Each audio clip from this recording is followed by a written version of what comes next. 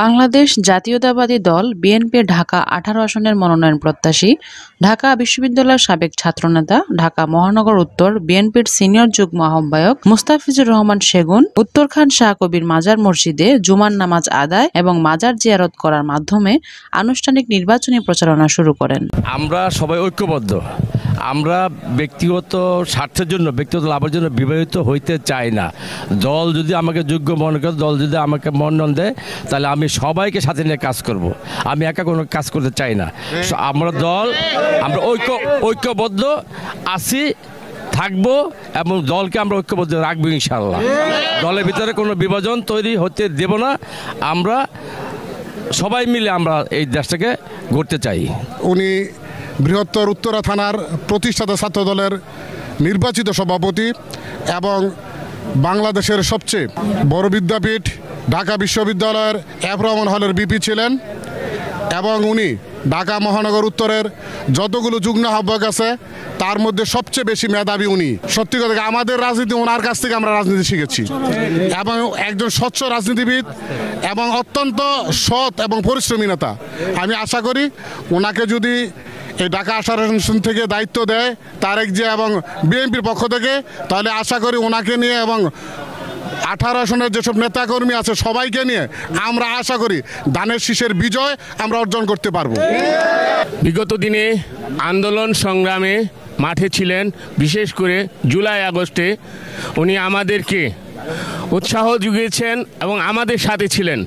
সেই বিবেচনায় জনাব তারেক রহমান যদি একজন ত্যাগী এবং স্বচ্ছ ব্যক্তি হিসাবে মনোনয়ন দেন, সেই ক্ষেত্রে আমাদের মুস্তাফিজুর রহমান ভাই এগিয়ে আছেন। আমরা চাই আগামীতে ঢাকা 18 আসনের আমাদের দেশনেত্রী বেগম খালেদা জিয়া, জনাব তারেক রহমান যাকেই নমিনেশন দিবে আমরা ইনশাল্লাহ ধানের শীষের পক্ষে, তার পক্ষে কাজ করবো ইনশাল্লাহ। ওনারা আজকের থেকে আমরা চিনি না, অনেক আগের থেকে চিনি। উনি অত্যন্ত একজন সৎ ব্যক্তি। আমরা বিভিন্ন মিটিংয়ে আমরা দেখি উনি যেই কথা বলে যে বিএনপির কেউ কোনো অন্যায় কাজ করলে তারে ছাড় দেওয়া হবে না, তারে আইনের আওতায় নেওয়া হবে।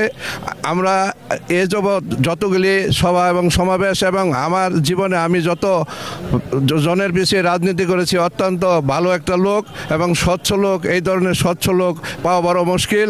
আমরা আশা করি এই ধরনের লোকের যদি মনোনয়ন দেওয়া হয় তাহলে জনগণ এবং নেতা কর্মীরা সবাই এবং মূল্যায়ন পাবে। আমাদের যে 31 দফা আমাদের ভারপ্রাপ্ত চেয়ারম্যান তারেক রহমানের নির্দেশে 31 দফা জনগণের কাছে পৌঁছে দেওয়ার জন্য সবাইকে আহ্বান করেছে এবং আগামীতে যদি আমার বড় ভাই মুস্তাফিজুর সেগুন ভাই যদি দলের থেকে নমিনেশন পাই, ইনশাল্লাহ আমরা সবার সাথে নেতা কর্মী জনগণ সবাইকে নিয়ে আমরা তার পেছনে কাজ করবো ইনশাল্লাহ।